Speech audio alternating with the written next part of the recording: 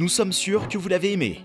Alors n'oubliez pas de vous abonner, d'aimer et d'appuyer sur le bouton cloche parce que nous allons mettre en ligne d'autres superbes vidéos tout le temps.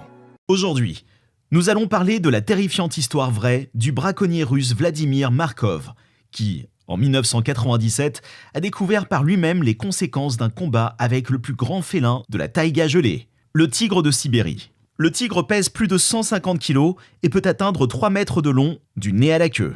Avec ses canines accélérées de plus de 10 cm de long, il peut déchirer des membres entiers en une seule morsure. Le tigre de Sibérie est connu pour avoir une attitude particulièrement vengeresse et rancunière envers quiconque ose croiser son chemin.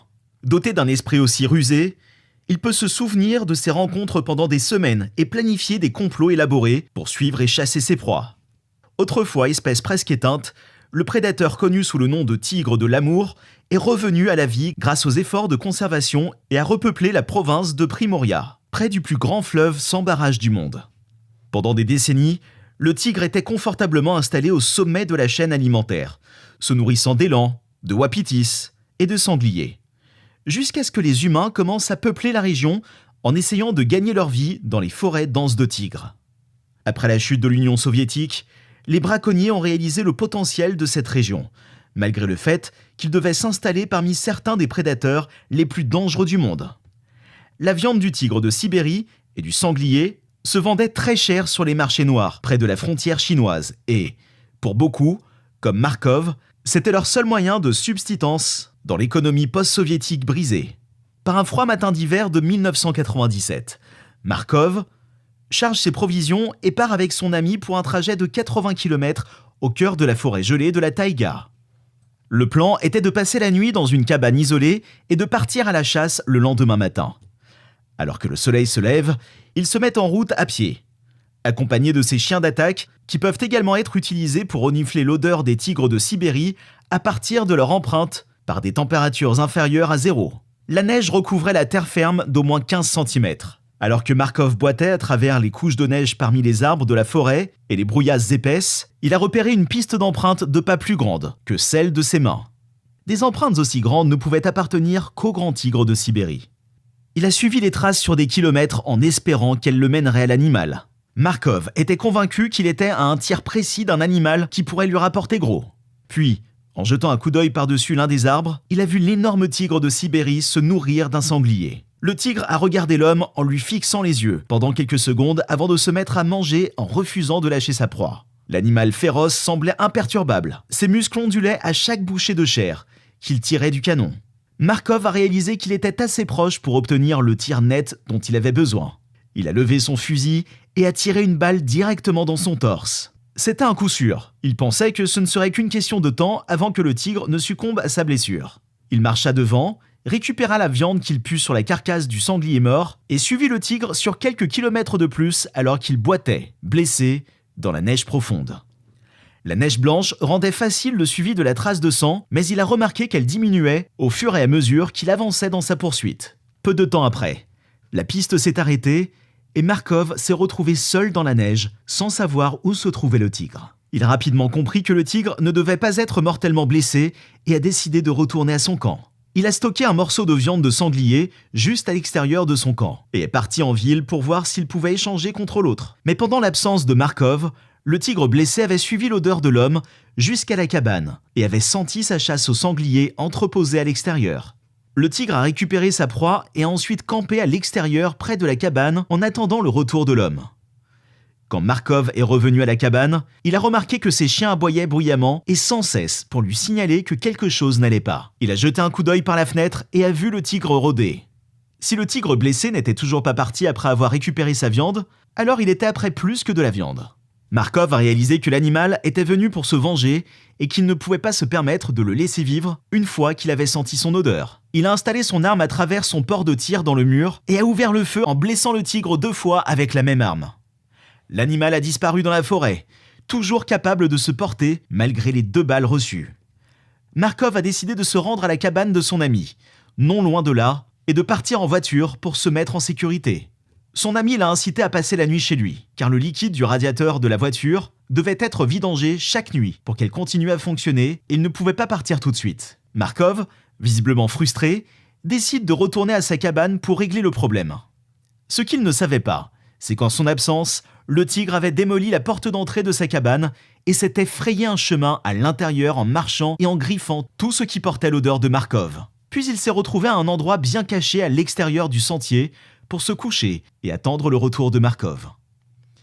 Il faisait nuit et Markov se dirigeait vers l'entrée de la cabane quand il a été pris en embuscade par le tigre. Il s'est rapidement retrouvé à la merci du tigre de Sibérie vengeur, et après leurs 2 dernières rencontres, il ne restait plus beaucoup de pitié. Plusieurs heures plus tard, les enquêteurs ont découvert une scène effrayante à l'extérieur du camp, qui illustre la nature macabre de l'attaque. La neige autour de la scène avait fondu et s'était aplatie à force de se débattre et de se tortiller, ce que Markov a dû faire pendant qu'il était dévoré vivant. Certains de ses vêtements ont été retrouvés à plusieurs mètres de la scène. Ses chaussures portaient encore ses pieds coupés et ses manches tenaient encore ses bras arrachés. Le tigre a été momentanément apaisé après avoir déchiré son chasseur et s'est dirigé vers l'aval. La nouvelle du tigre de Sibérie mangeur d'hommes s'est répandue et les braconniers terrifiés ont évacué les forêts de tigres pour échapper au même sort que Markov. Le seul à encore être sur place était André Pachutnia, 25 ans, un trappeur qui avait installé des pièges dans la forêt pour attraper des animaux pour leur fourrure. Les parents d'André lui ont demandé de ne pas quitter la maison pour vérifier ces pièges tant que le tigre n'avait pas été retrouvé. Mais il n'a pas écouté et est parti dans la forêt. En l'absence d'André, le tigre a trouvé sa cabane et l'a battue comme il l'avait fait pour la cabane de Markov. Le tigre de Sibérie semblait vouloir suivre et mettre en pièces tout ce qui sentait le moindre être humain. À son retour, il a été pris en embuscade par le tigre près de la cabane d'un voisin, niché derrière un matelas, comme s'il avait guetté depuis le début. André a essayé de retirer son fusil de son épaule et de viser, mais la balle a refusé de tirer. Dans les Rudes russes, les vieux fusils étaient connus pour avoir des défaillances de munitions, dues à une cartouche gelée. André était désormais une proie facile pour le tigre de Sibérie, qui lui a sauté dessus, lui laissant peu de chances de se débattre. Le tigre se nourrissait de lui depuis plus de 3 jours, lorsque l'équipe de recherche l'a découvert, et il ne restait pas grand-chose d'André qu'il pouvait récupérer sur le site pour le rendre à ses parents. À l'époque, le projet Tigre était un groupe de protection des animaux financé par l'Occident, qui opérait dans la forêt de Tigre et tentait d'empêcher les chasseurs et braconniers illégaux de conduire le tigre de Sibérie au bord de l'extinction. Le pisteur en chef de la mission, Yuri Trouche, s'est retrouvé dans une situation ironique, en tant que défenseur des tigres et chercheur lui-même.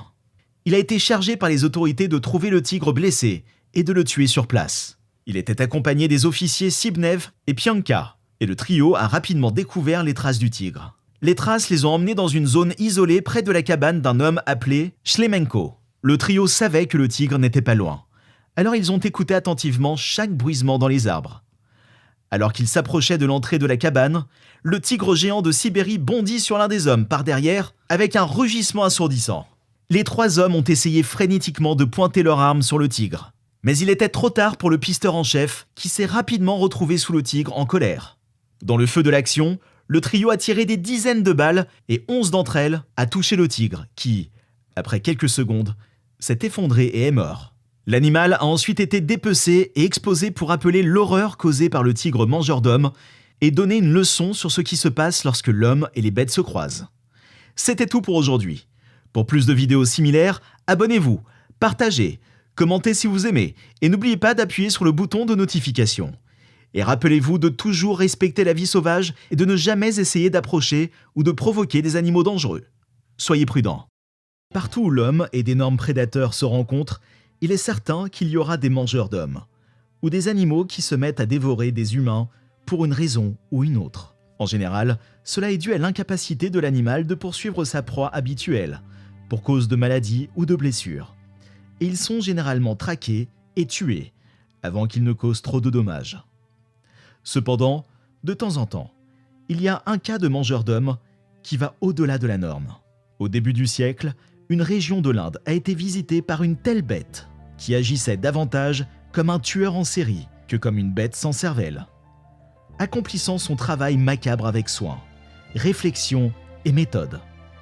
Elle a même acquis la réputation d'être une créature surnaturelle, issue de nos pires cauchemars. En 1903, un village Rupal, situé dans l'ouest du Népal, dans l'Himalaya, a vu son mode de vie paisible bouleversé par la mort d'un villageois qui avait été tué impitoyablement, malmené et tué par un tigre. Ce fut un événement tragique et effrayant pour les habitants, qui leur inspirait une grande peur, mais ils ont néanmoins essayé de reprendre leur vie normale. Cela s'est avéré plus facile à dire qu'à faire, car le tigre ne semblait pas avoir fini de tuer un autre villageois. Puis un autre, toujours en plein jour, et sans avoir peur des gens. On a découvert qu'il s'agissait d'une tigresse de Bengale, et que, grâce à sa campagne d'attaque, de plus en plus audacieuse, son nombre de victimes atteignait les 2 chiffres. Des chasseurs de toute la région ont tenté de retrouver la tigresse, mais malgré l'audace de ses attaques, elle semblait disparaître lorsque les chasseurs étaient à ses trousses. La bête insaisissable échappant constamment à toutes les tentatives de la traquer, avec une capacité presque surnaturelle à les éviter. La tigresse s'est installée dans la région de Kumaon, en Inde, et a immédiatement recommencé à tuer sans pitié. Sans distinction, mais avec une ruse cruelle, qui n'a rien d'étonnant. La tigresse était exceptionnellement douée pour éviter les chasseurs et les pièges, et employait toute une série de tactiques pour brouiller les pistes. Par exemple, elle se déplaçait d'un endroit à l'autre afin d'échelonner ses attaques et de rester imprévisible. N'attaquant jamais 2 fois au même endroit et parcourant souvent 30 km en une seule nuit, afin de frapper un autre village et de poursuivre sa route. Les attaques étaient si imprévisibles et couvraient un si large éventail de villages éloignés que personne ne savait jamais quand elle allait frapper la prochaine fois. Chaque ombre et chaque bosquet d'arbres pouvant être porteur de mort. La bête assoiffée de sang, qui allait être connue sous le nom de tigre de Champawa, du nom du village de Champawa, qui se trouvait au centre de son vaste territoire, devint très redoutée dans la région. À l'époque, les attaques de tigres n'étaient pas une nouveauté en Inde. En fait, on comptait au moins 1000 attaques de ce type par an au début du XXe siècle. Mais ce qui rendait le tigre Champawa différent, c'était son habitude inhabituelle de se déplacer aussi loin entre les villages. Sa capacité étrange et effrayante à éviter les chasseurs, sa tendance à tuer sans raison, et le rythme impitoyable de ses attaques, qui ont finalement causé la mort d'environ 436 personnes, hommes, femmes et enfants. De grosses primes ont été offertes pour la mort du tigre, et certains des meilleurs chasseurs de gros gibier de l'Empire britannique ont été envoyés dans la région pour revenir bredouille, le tigre continuant sa course mortelle juste sous leur nez. Cela a duré des années, le nombre de victimes augmentant, et le tigre Champawa a acquis une réputation de démon surnaturel impossible à vaincre parmi les habitants superstitieux, leur seul espoir étant de se recroqueviller et de se cacher derrière des portes verrouillées en espérant qu'ils ne viennent pas les chercher. En 1907, désespéré par le nombre croissant de décès, Charles Henry Beresford, le commissaire adjoint de Nainital, a contacté un colon irlandais du nom de Jim Corbett, qui avait vécu toute sa vie dans les collines de Kumaon et était connu comme un expert de la jungle et un maître de la chasse aux grands félins, ayant tué son premier léopard à l'âge de 10 ans. Corbett a accepté de relever le défi, de chasser la tigresse et de la tuer. Il n'a pas fallu longtemps à Corbett pour croiser la bête et mettre fin à sa vie. Corbett est toujours connu comme celui qui a abattu le tigre de Champawa, qui figure toujours dans le livre Guinness des records, comme ayant le plus grand nombre de décès humains confirmés pour son espèce. Il s'agit d'une histoire plutôt effrayante sur les conflits qui peuvent survenir entre l'homme et la nature, d'un récit déchirant sur ce qui peut arriver lorsqu'un prédateur mortel se rebelle, et d'une curieuse bizarrerie historique sur l'un des animaux les plus mortels qui n'ait jamais vécu. C'est tout pour aujourd'hui. Pour plus de vidéos similaires, abonnez-vous, partagez, commentez si vous aimez, et n'oubliez pas d'appuyer sur le bouton de notification. Et rappelez-vous de toujours respecter la vie sauvage et de ne jamais essayer d'approcher ou de provoquer des animaux dangereux. Soyez prudents.